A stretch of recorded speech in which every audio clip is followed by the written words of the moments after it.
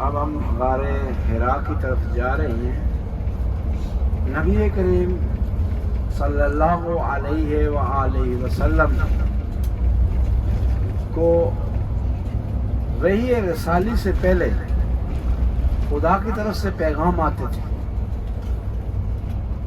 हिदायत के, और उसी बिना पर नबी करीम रजब के महीने में और रमज़ान के महीने में कुछ वक्त गुजारने के लिए, इबादत करने के लिए गारे हिरा तशरीफ लाते थे।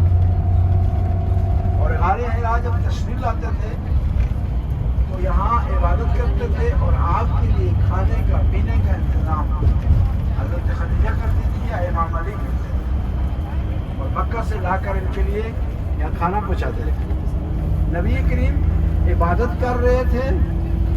एक दफ़ा रजब के महीने में 27 रजब को, जिसे बेसत भी कहा जाता है, खुदा की तरफ से पैगाम आया। सूरह अलक नाज़िल हुई। ये सूरह अलक यानी कुरान की पहली सूरह नाज़िल हुई है इस गारे हिरा में। बात फारसी सुन अलमदारी गारे हिरा में। गारे हिरा उन मकामी है के पैगम्बर इस्लाम एक मुद्दत जो मशगूल इबादत शुरू कबल के पैगम्बर इस्लाम खुदा मबऊस कुने व एलान नबुवत दاشته باشند وحی برشون می آمد، پیغام الهی برشون می رسید و اشاراتی از طرف خدا بهشون می رسیدن که یک صلوات بفرستید. پیغامی از طرف خدا می رسید. بنابراین برای عبادت و ریاضت و برای نزدیک شدن به خدا، تقرب الهی، پیغمبر اسلام به غار حرا تشریف می آوردند، مخصوصا در ماه رجب و ماه رمضان.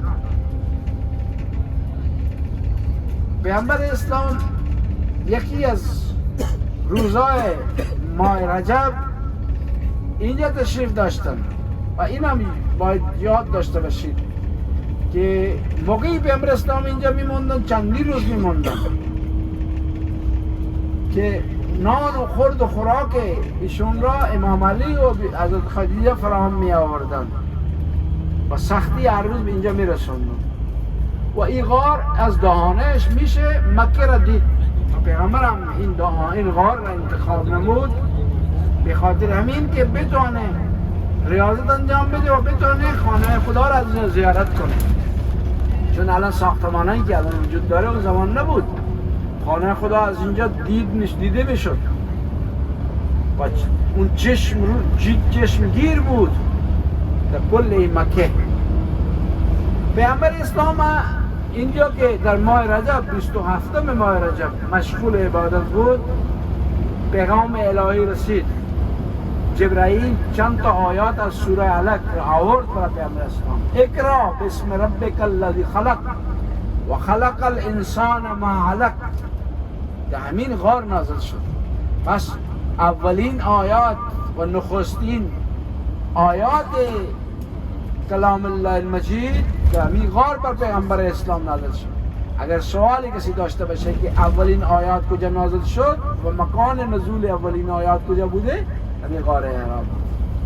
پیغمبر اسلام موقعی که این آیات را دریافت کرد تا حدی مأمور شد که ابلاغ رسالت کنه و مردم را به پیغام الهی، مردم را با پیغام الهی آشنا سازد، از این غار حرا راه افتاد طرف مکه و اونجا بود که به حضرت خدیجه گفت که من چنین علامتایی دارم و چنین پیغامی دارم از طرف خدا. اینجا بعضی از اهل سنت میگن که پیامبر نمیدونست چه شده یا چه خبر. نه، اینطور نیست. پیامبر واضح بود، روشن بودشون که کی بود براش پیغام آورد، چه پیغامی بوده، از طرف خدا، همه چیز روشن بود. همین پیغام رسول اولین کسی که به پیامبر ایمان آورد حضرت خدیجه بود. بعضی میگن دوم امام علی بود. ما میگیم نه، این نیاز نیست که امام علی ایمان بیاره یا اسلام بیاره، و مثل پیامبر اسلامه.